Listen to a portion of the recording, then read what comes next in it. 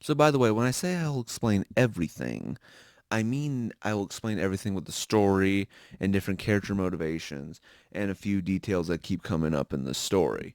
I will not explain a lot of the references or the funny moments or little things like that.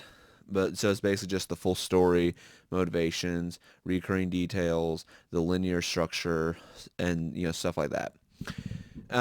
Okay, so just want to get that out of the way. First, we gotta figure out where exactly does the story begin. You would assume it'd be at the prologue, but we see in chapter 5 that Fritz has developed a little interstellar personality because we see later on he goes through this curtain and he sees Scout and Fritz talking from the prologue. And it also, if you look in the prologue, we'll see like when Scout was asking Fritz if he ever feels like he's being watched. Fritz keeps glancing over to his side, and looking at chapter 5, we see that that is in fact true because we see that in chapter 5, Fritz is at that curtain that other Fritz is looking at. So, we know for a fact that with this paradox, that means that by the time of the prologue, there was already a third Fritz. So basically what I'm saying is that there are three Fritzes. There's the Fritz that we follow from the prologue towards the ending.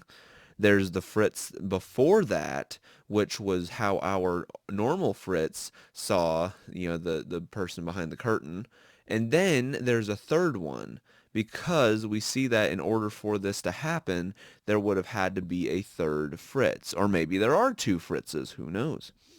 So before going into the actual full-on story, I kind of want to elaborate the characters first. I think this will just make it easier. So I believe in the theory that Fritz is the Undertaker. Now, why do I believe this? Because look at all of the facts presented here. So we know first that we're trying to figure out what is the Undertaker's motivation.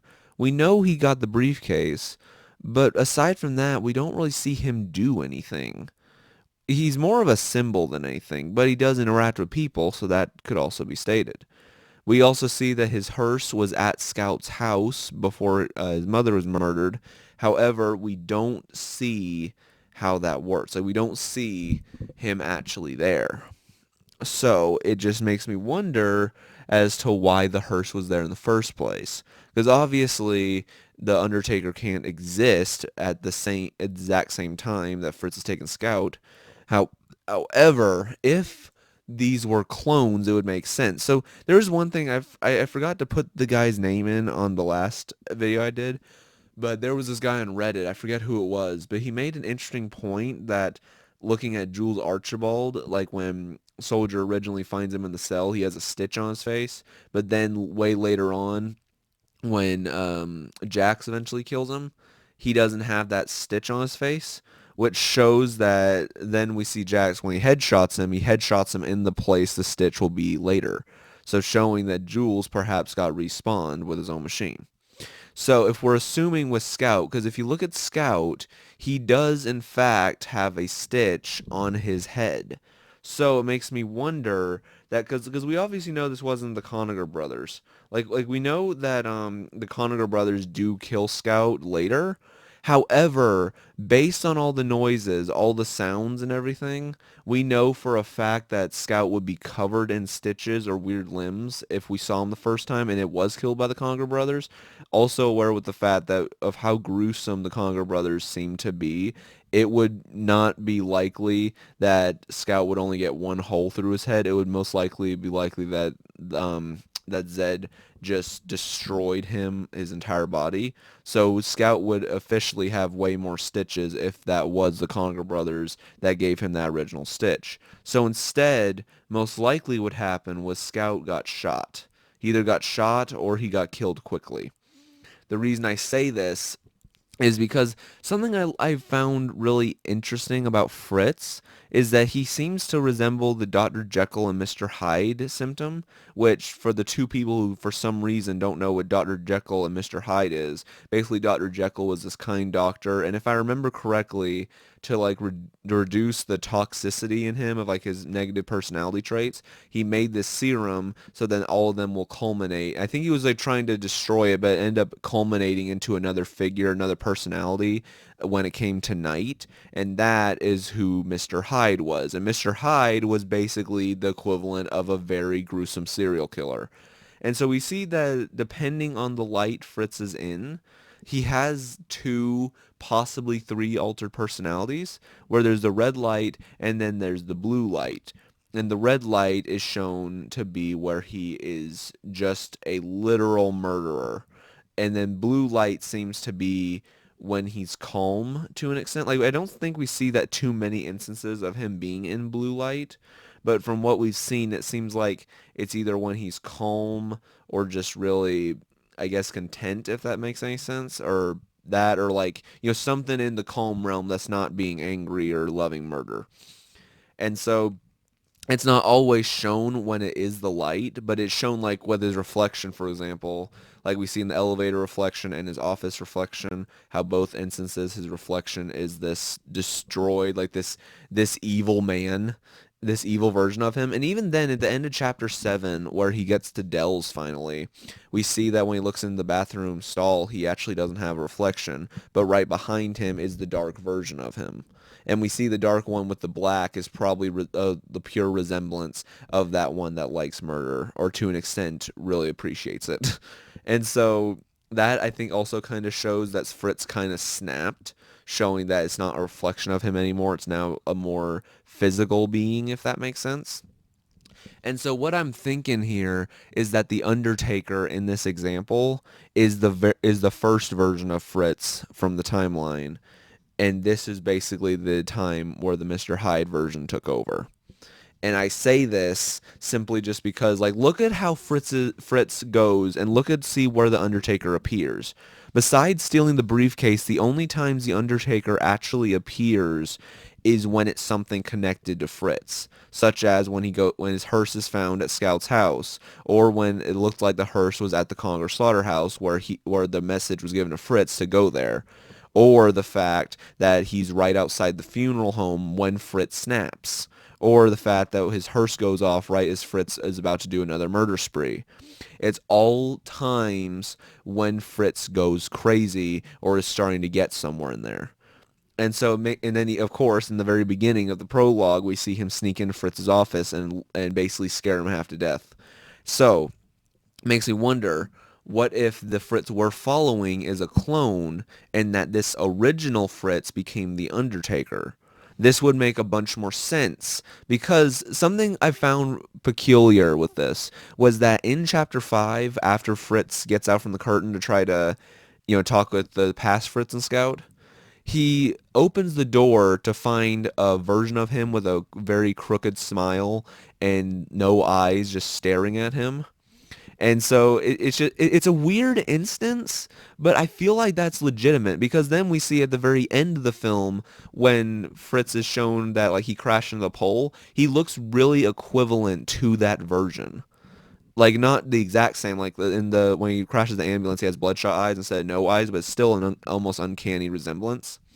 And so it makes me wonder, because then we see that Fritz gets reincarnated in the respawn machine way later on. But even ignoring that, if we consider the fact that the respawn core is right next to Fritz after he crashed the ambulance, and we saw when one of the Conger brothers shot Fritz back in chapter 3 and Fritz died, since the respawn core and the briefcase was right next to him, Fritz was able to regenerate his body. So perhaps what I'm thinking is that here's how it worked. So I'm thinking how it began. Well, because we see that it was November 2nd when the funeral was issued, and that was also Halloween night when Scout was kidnapped. So then, but still, that doesn't make much sense unless we consider that the newspaper details everything way after the death. And the reason I say that is this. So because then the weird thing about it is, so Scout is mentioned and said to have gone missing on Halloween night, as well as his mother's decapitation with the hacksaw, or the bone saw, sorry. So then November 2nd is the day after Archibald's funeral, because Archibald's funeral is mentioned to be a Sunday, which was November 1st. And so then the day later is stated that of how many people died. However, the one thing that doesn't connect is that when we see in the beginning of chapter 3, when Jax and Soldier impersonate investigators, Jax asks a cop what happened. And this injured cop says that the guy got away in an ambulance. And that's pretty much it. But then if you realize that's exactly what Fritz does, and this cop was one of the cops that Fritz shot. Because if you remember, when he gets in the shootout with the cops, he kills the chief of police. One guy he doesn't end up hitting, and then one guy he hits in like the shoulder. And then when Jax is investigating this guy in chapter 3, it's figured out that this guy was exactly that he was shot in the shoulder and said the guy got away in an ambulance. And this also shows that this most likely meant there was witnesses. So, if we assume that, then that means that the Mortem Post having the newspaper on November 2nd is probably not accurate. Because we also see with Dell's place, which we automatically know that Dell's place at the very end of chapter 7 cannot be real because, well, I mean, come on. Like the Conacher brothers are killed. The Dell's assumedly already dead. And then we also see Jules Archibald here with almost no blemishes. I mean, Archibald's already dead. We know Scout already died as well. So all the people that already confirmedly died, even if the respawn core was near them, they would probably not be alive to an extent. Because I think the only reason it worked with Fritz was because the respawn core was right above him. Meanwhile, he doesn't bring it when he's over there at Scouts, and then he also just... Well, actually, no, I think he does bring Waze over at Scout because he kills Zed when he has the briefcase in his hand. But still, it would assume that it only worked on Fritz because of how close it was. And also just the fact that I'm pretty sure it's assumed that he took the medication, so perhaps that could also be a part of it. As we see in the Emesis diazepam video, the tube, like the red tube we see that is later seen inside the briefcase is the same. So assumedly it's the people that only took the Emesis diazepam that actually get affected by it. Well, at the same time, Scout did take it, so Scout could assumedly have been, resurrected from it, but at the same time that's probably not how it works. So anyway, where I was going with that was that looking back at Fritz, so we can assume that the November 2nd date is probably wrong to an extent, as far as the date goes at least. Because I guess it could work, even though it would seem really weird that it would happen like 4 days after the actual murder. But then, well, actually, if you think about it, it would technically work because Jackson the funeral mentions the Halloween night incident. So if we use this to our advantage, because here's the loophole here. When Fritz is in the Conger slaughterhouse and he sees behind the curtain of the guys of the prologue, that being Halloween night, because by the time he looks in the curtain, it's already November 1st, shown by the clocks. So then that would mean that the time loop there actually is still Halloween night. So what that means is that what happened on Halloween night was Fritz developed into the Mr. Hyde setting from taking too much Emesis diazepam. He ends up killing Scout's mother and ends up taking her. He basically mutilates her corpse. I feel like a weird side effect because Scout mentions that he has dreams of his teeth falling out, which we see that this version of Fritz that murdered Scout's mother has that. And we also know that could probably be the reason as to why his face looks deformed is because of how much he took. Because we know by the end of it that Fritz takes the entire bottle, which it says that only take one, and we've never seen what someone looks like after they take more than one. So that's probably why his face looks like that, and probably why he's way more demented. And so he ends up kidnapping Scout, puts him in the hearse, and then later decides, you know what, freak it, my face looks ugly, so I'm going to look like a plague doctor. And he takes him to Conger Slaughterhouse, and he puts him in the coffin. And then he informs the Conger brothers about it. They tie him up, and then that's just it for a while. And so then, by that time...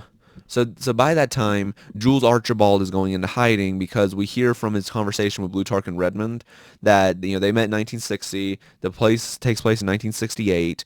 So that means that they've known each other for about 8 years at this point. And so Archibald, it says that he kept the Conger slaughterhouse from being demolished for some reason. And so what if that makes sense that perhaps he knows about the Conger slaughterhouse? But he just lets Zed and his brother just do whatever the freak they want because I think you also see like meat hanging up, so they also probably genuinely are slaughter people. and but then underneath the slaughterhouse is where Archibald's base of operations was. The only conflicting thing here is that TF2, the game, assumably takes place in 1968, and so it makes me wonder. So if Spy's Disguise is actually canon to this world, then that means that that's how the original respawn machine was destroyed, and Archibald had to make an artificial one, which explains the 800,000 corpses that have been destroyed or have been made from this experiment. So then that would mean that there would have to be a few months intervals of no respawning. So then that actually makes a surprising amount of sense once you think about it. Because in Blutarch's call with Jules, when soldiers in the command room, Blutarch makes a comment saying that, Jules, you promised me an army. And so he's mad at the fact that the respawn machine is working and that he doesn't have an army. So most likely what happened was that there was a period where, because it's obvious that Blutarch and Redmond hate each other. Like, that's just obvious. Because there's even a line at the funeral where Blutarch says that if I could kill my brother with my own hands, I would, or something along those lines. And so that shows that from that time, they probably genuinely did just have a duking out. But considering their old age, they couldn't really do that. So then the respawn machine comes. Blutarch and Redmond already get the propositions from Jules, and so then basically what happens is they both get mad. They don't actually fight for a little while, and then Jules makes his respawn machine. And then at that time, he takes the original 9 mercenaries, and he managed somehow beforehand to have them sign a contract in advance. I don't really know how he would be able to do that. Maybe it's because he forged it. He probably could have forged it as well, because we see that. So interestingly, this is the weird thing I can't fully process, but this is what I'm going with right now, which is that, so even though Dell in Spies of Skies destroyed the respawn machine, it's shown that the core survived because that's the whole briefcase subplot in Emesis Blue.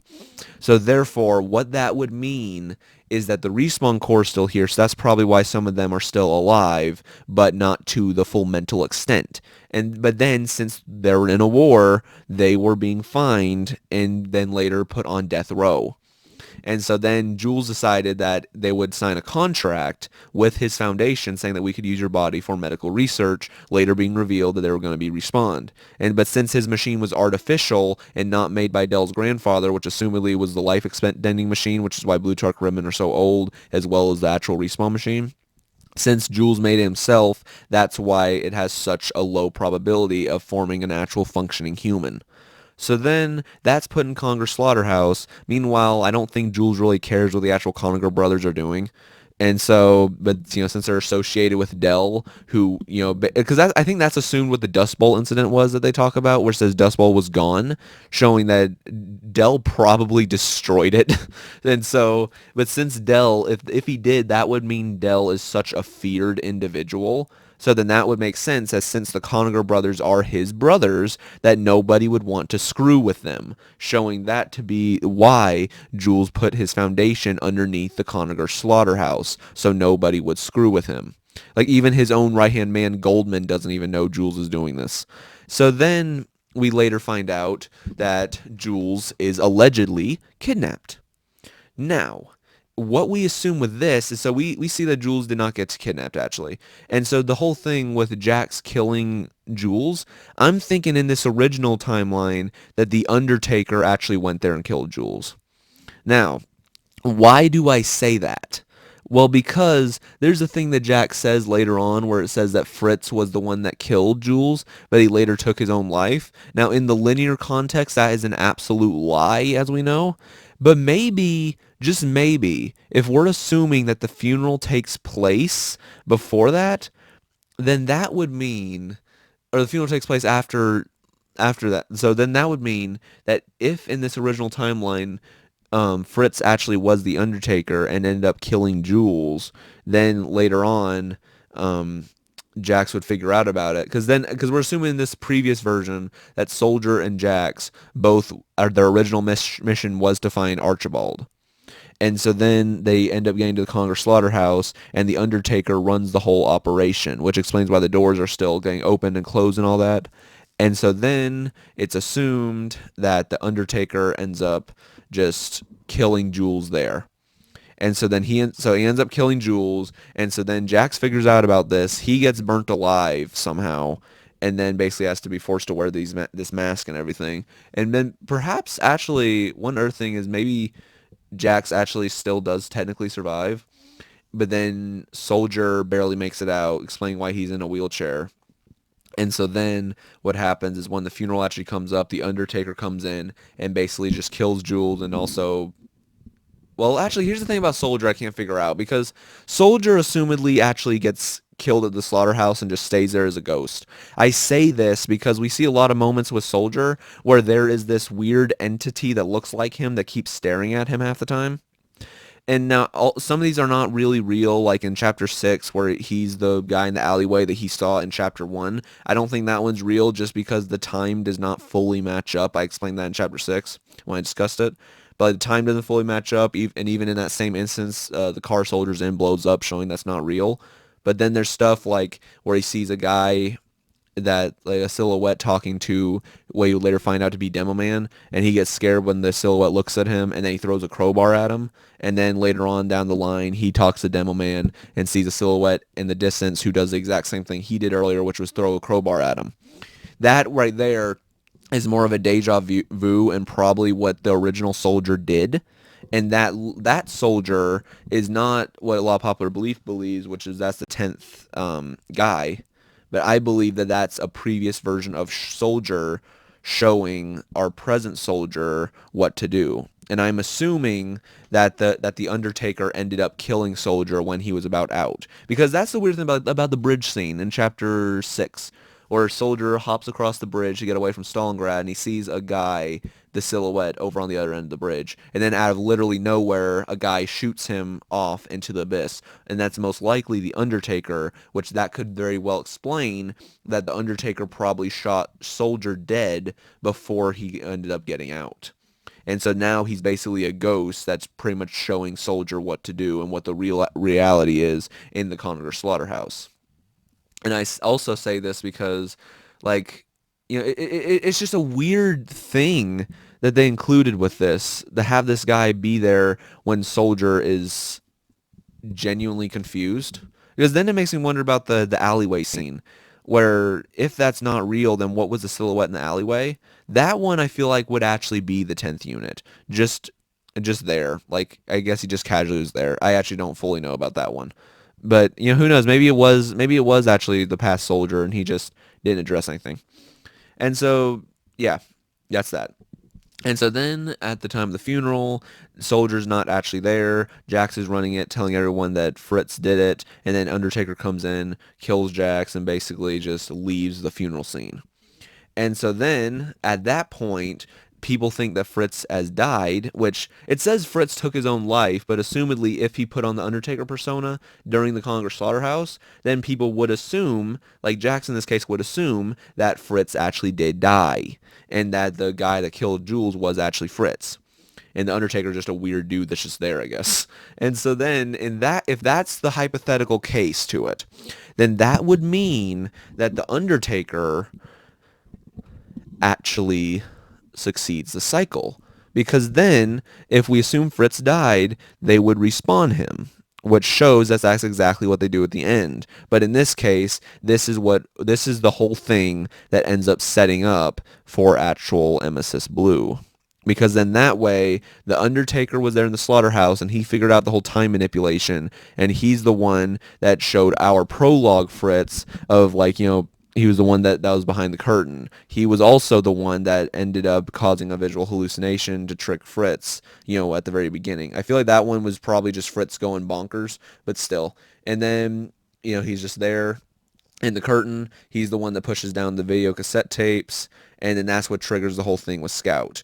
So then I feel like he's the one that also, if he's the one in the Conger Slaughterhouse, he's probably the one that orchestrated the Butcher and the Sniper to do the, to then kill Scout's mom, and then put the evidence up for Fritz, and also just kidnap Scout. And the reason I say this is because, well, actually, no, he would actually have to be there at Scout, because because we're assuming that with the whole time manipulation, that Scout's kidnapping doesn't happen yet. What first happens is that Archibald hides in the slaughterhouse, and there's evidence that later points that Soldier and Jax, or like the I'm just gonna call them Jax 1 and Soldier 1, sorry, Jax 1 and Soldier 1, to influence the ones that we see before the actual events of Emesis Blue. So Jax 1 and Soldier 1 end up getting info about where Archibald is, and they later figure out it's at the Conger slaughterhouse. They go the back way just to avoid the Conger brothers, and then they later find Jules Archibald, but the Undertaker's already there, and he ends up killing him. And so at that point, we just know of the Undertaker, and that Soldier ends up getting killed before he can get out. Jax later comes in, and then he just figures out that, hey, this dude just killed Archibald. But then he ends up killing Jax at the funeral. Everyone goes haywire. He leaves with the hearse. And then at that point, somewhere while he was controlling the doors and controlling them in the slaughterhouse, he ended up manipulating our current Fritz to do this whole thing with Scout. And then so he does that, and then while waiting to manipulate the events with the VHS tapes, he goes back, and then while they're driving, he drives first, like he drives past Soldier and them, and then he goes to Scout's house first, kills Scout's mom, and then he purposely makes himself look like Fritz, so like he's already Fritz, but he takes off the mask and everything, and so in that way, when Scout comes in, then that way that he already hired the butcher at the time, and so he does this whole thing with the with Scout's mom's head when Scout comes in, and so then that way the butcher is there ready to do anything, ready to kidnap him, and then at that time Scout sees Fritz over there at his mom's dead corpse, and then that explains later when our current Fritz ends up going to the slaughterhouse with all the notes, which by the way the Undertaker probably gave him the envelope with the key and everything. And he's basically had the butcher take Scout over there to the Conagers, told them to tie him up and put him in the coffin. And then later when Fritz opens the coffin, Scout goes away from him because all he knows, Fritz was the one that ended up tying him up and taking him there. Then the Conagers get excited. Then also at that point, I forgot to mention this, but a little bit before this, uh, Jax 2 and Soldier 2, I'm referring to that as our current ones from Emesis Blue. They end up getting involved in Stalingrad, which Undertaker probably set that one up as well, but then later on just stayed there because he had a little bit of time, I guess, before Scout got home. And so I'm assuming that he probably went over to Scout's house, killed the mother, and then came back after Stalingrad was killed. And so then he later had a medic come by to get Stalingrad's dead body out of the alleyway. And so then he later got experimented on, then became the big buff Stalingrad. And so then at that point, we obviously know the Undertaker gets the briefcase. And then at that point, when the Butcher takes Scout, I say the Butcher because that's apparently the canon name of the pyro masked dude. And so then at that point, the Undertaker takes the briefcase, takes it over to the Conacher brothers, and then at that point, we're assuming that Dell's bar is activated. And so at that point, Dell probably just calls them from his phone at the bar, and that's why the Conger brothers get that weird message. And that could also be the Undertaker's voice, like maybe he well, okay, that one to be fair, I don't really know. That one could be that Dell's just calling there and just screwing with them or something. But then it could also just be the Undertaker actually, this was like in a state where he died, or like, was kind of in that limbo state. Because it's assumed that the Undertaker did die at some point with the ambulance, and that maybe, because like because we're assuming that he left, like at the funeral, he left, and then, had the shootout happen, and then he went with the ambulance, he died by the ambulance, found Dell's place, went in there, and then told them about the briefcase, and then got respawned. If that makes any sense at all. Actually, no, it doesn't, because that would be stupid. This is the bad thing about trying to analyze something like this, especially with no script.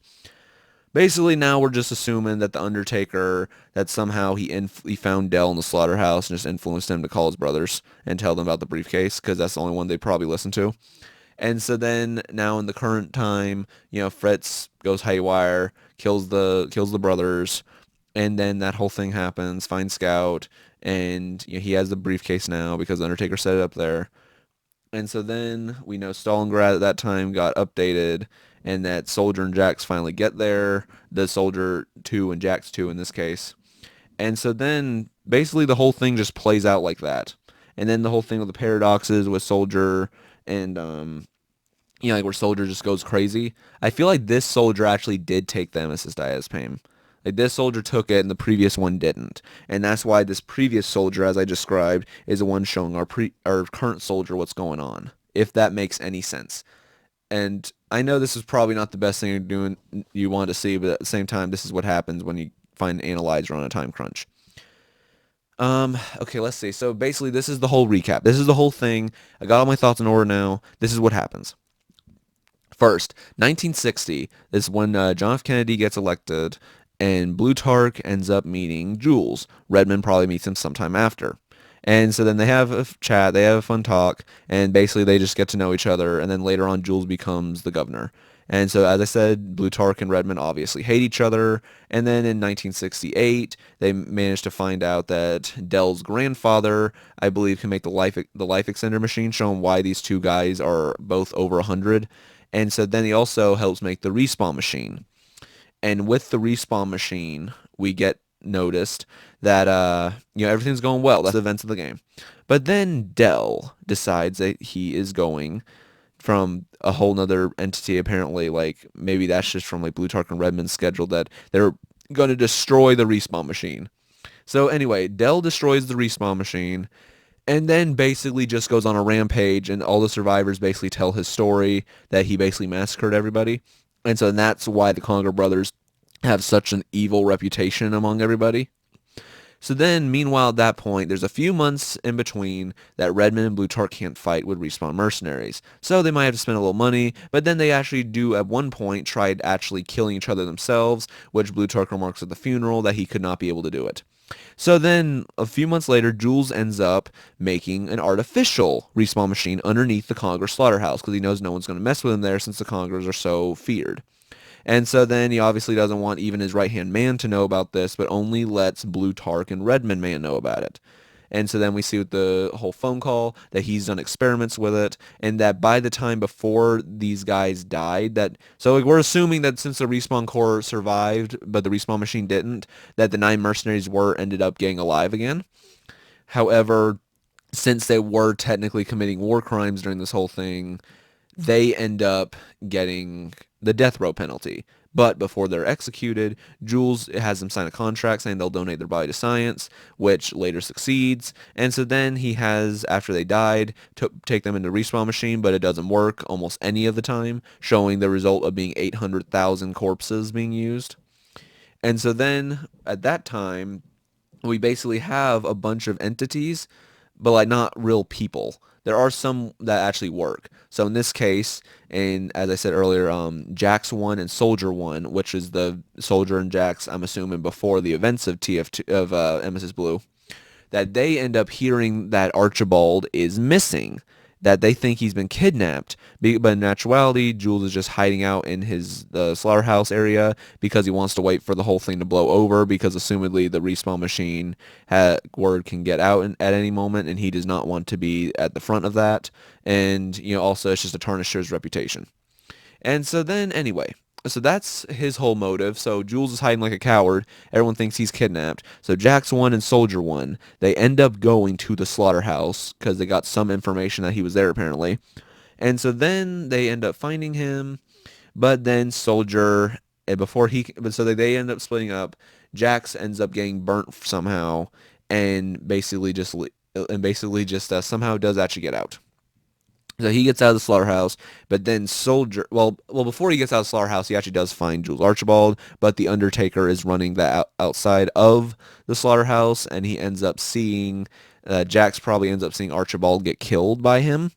And then Jax, who later gets burnt in a little bit, sees that underneath the mask is Fritz, whose face probably looks deformed at this point because he probably crashed into an ambulance. He probably, no, he didn't. No, he wouldn't have crashed in the ambulance yet. He would have, he probably just, his face looks really deformed because of all the Emesis diazepam he's drinking, or he's eating, however you pronounce that. And so then that's why Jack says at the funeral later that Fritz is the one who in fact killed him. And so then Jax ends up getting out. The Undertaker's still on the loose. And then Soldier is about to get out, but ends up getting shot off a cliff by the Undertaker. And so Soldier is basically then a ghost, basically, kind of like how Dell is, where Dell is still technically dead, but is kind of like a ghost to guide other people. So that's pretty much what Soldier is, because then we'll see our later Soldier ends up using this as guidance. And so then we get the funeral scene, where they schedule the funeral. Jax is probably burnt. Well, maybe he's not even burnt at this time. He's just there. So anyway, Jax is there. So then the Undertaker comes in for a surprise visit, shoots and kills Jax, and then buckles out of there. And so then at that point, he is going to take a hearse, but instead he takes an ambulance. And so then he has a shootout with the cops, kills the chief of police, injures one of his guys, and then he just books it. And then the diazepam wears off, he falls asleep, ends up crashing into a pole with the ambulance. But since he still has the briefcase from all this time, he regenerates. And so that could also help explain in more detail as to why his face looks deformed. So then at that time, it's at this time now is Halloween night. Even though it says Jules' funeral was on the 1st of November, it could be assumed that at this time that with the whole paradox going out, this is November 1st that the Undertaker gets killed and then regenerated again. But then thanks to the paradoxes, it's a Halloween night where everything officially starts. Because as I said, since there was that curtain area in the Conger Slaughterhouse that shows back at what the prologue happened, that means that that's technically still canonically Halloween night. So in this case, the Undertaker can like either use that, go back in time, or he just uses that. And so then he just used that to his advantage. So he ends up then coordinating the whole thing so that our prologue, Fritz and Scout, get into the situation where Scout's distracted watching a movie, and then Fritz later comes to investigate. So then at this time, what are the Undertaker schedules is that he gives the briefcase to Stalingrad. Maybe it's like one of those slight handoffs where you don't know who you're delivering it to. Basically just tells him to wait in the alleyway, knowing full dang well that Jax 2 and Soldier 2 are probably waiting there. And so then he basically just books it off in his hearse that he just got.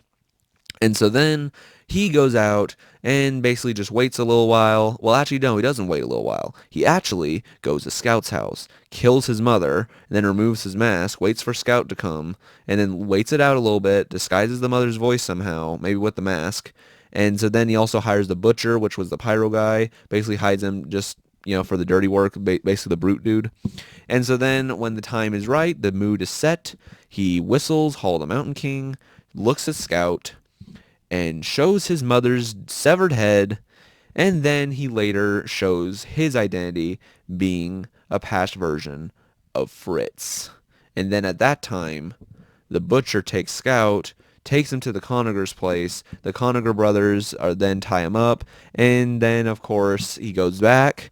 So the Undertaker goes back to where the Stalingrad was waiting in the alleyway, finds out that he has been killed, and before Jax can do anything, when he gets the briefcase, Undertaker holds him at gunpoint and debates about killing him because that's how fun it was when he did it at the funeral, but decides not to. So he then books it off, and so then he takes the briefcase, goes back, puts the briefcase at the Conager brothers' place, and basically then has Dell call them somehow. I don't really know how exactly he does this part, but basically I'm assuming that he calls them from like the old place at Dust Bowl. Since we don't really see what the Undertaker does at this time, he probably could have driven all the way to Dust Bowl and then just called them from like a phone down at Dust Bowl, and then that's why the brothers think that Dell is calling because they're at Dust Bowl. That's where he's stationed. When in actuality, Dell is probably dead and has his own bar. So then at this point, his afterlife bar, I mean. So then at this point, Undertaker calls them, tells them to make sure the briefcase stays there, and then the whole thing with current Fritz going haywire, and then just killing the brothers, finds Scout, doesn't know how the respawn core works, so he doesn't really do anything with that. And then since he's in the Conger Slaughterhouse, he progresses. And at that time, the Butcher probably came back and got Stalingrad's body. I say this because that's probably the only dude that can actually lift Stalingrad.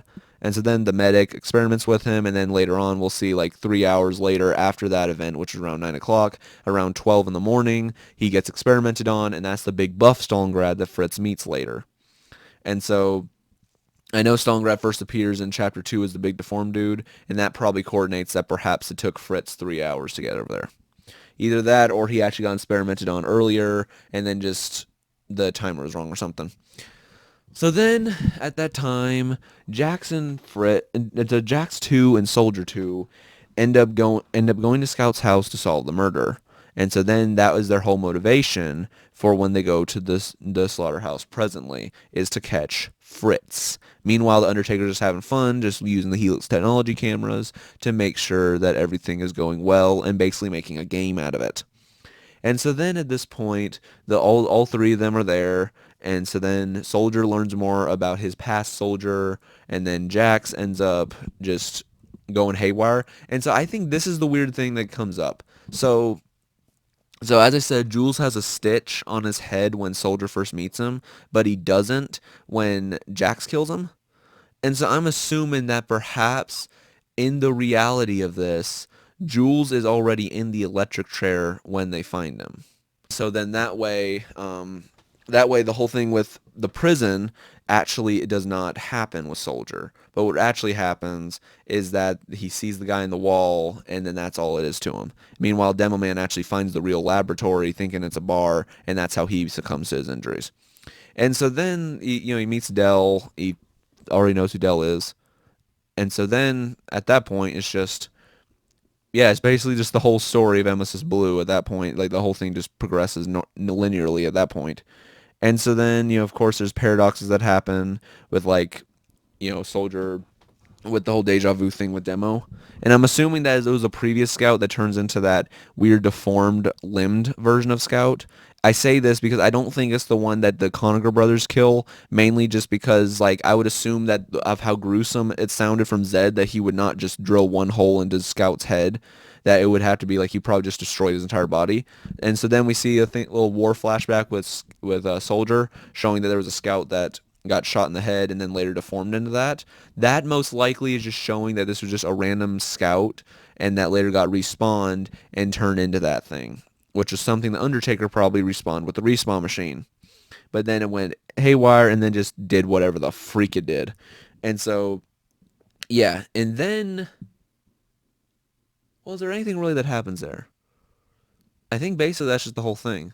Is because then we're assuming that they actually do end up getting out, and so most likely the funeral's already happened, and so if the funeral's already happened, there's no point in doing it, and so then the whole newspapers come out because then later on, Blutarch and Redmond Man they probably end up getting killed before the funeral. But well, actually, no. Wait a minute. No, maybe the funeral actually does happen again, because then it was the original paradox where the funeral already happened, and the billboards are probably still up just because.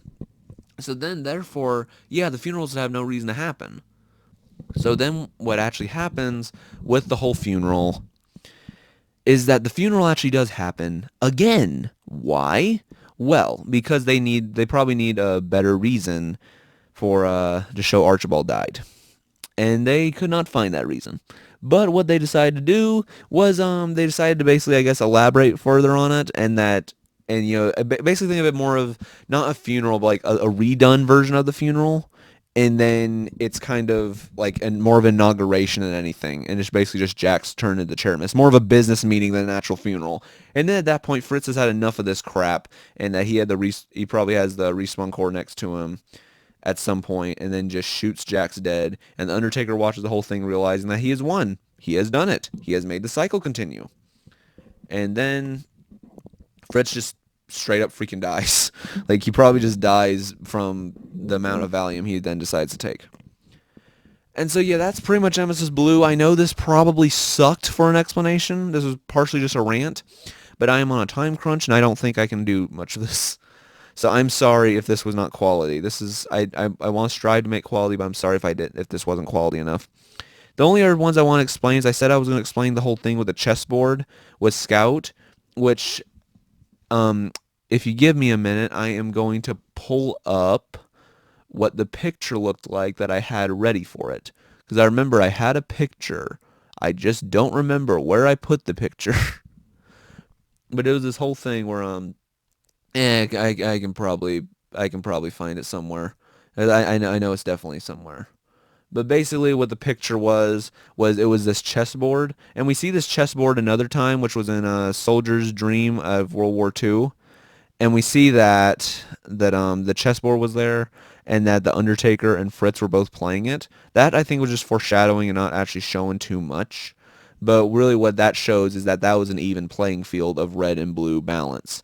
Okay, so if we look at the picture of the chessboard, we see that there are 5 red pieces and 1 blue piece. The blue piece in this example is probably Scout, and then we have a king, or, with the cross. This is probably representing Fritz, and then the queen, which looks like, to the display, it looks like the queen could be about to hit Scout out, which this one's probably the Undertaker. The 2 rooks are Jackson Soldier, and then the bishop in the distance. Wait a minute. Well, actually, no. No. Wait a minute. No, actually, it would make sense if the Undertaker's the king, Fritz is the bishop, the 2 rooks are Jackson Soldier, 2, and then the queen is probably just everything else. The queen is everything else, or it could also just be the conquerors for some reason.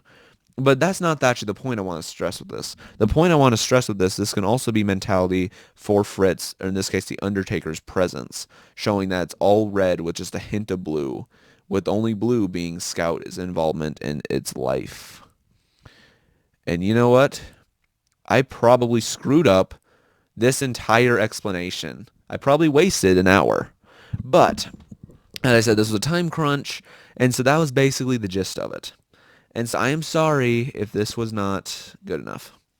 But that's my assumed explanation. I'm sorry if this left a bad taste in your mouth, but I just want to say thank you for watching. This was a journey. I hope that even if this explanation didn't satisfy, that it was all good. Oh, there is one other thing I almost forgot to mention. What was the corpse in that Archibald saw? I think it was a. I think it was the Connor. I think it was the other Conager. I think it was Mayfor or whatever his name was. Well, actually, no, it couldn't be that. I think it probably was actually just Jax. Like when well, no, it couldn't be Jax. It was might have been Soldier actually. I think it was either It was either Soldier or Zed's brother. Okay. Anyway, yeah. So tell me if I missed anything. I probably missed a lot, but yeah. So I said it was a time crunch, but I'll see if I missed so much, and then if people want to tell me on Reddit or YouTube, depending on where you find this video, please tell me what I missed or what I did not elaborate on, or if there's something you need me to elaborate way more on, and then I can. But in that case, I'm Complex Live. Hope you enjoyed this whole journey, and I'll see you guys on the other side. Bye bye.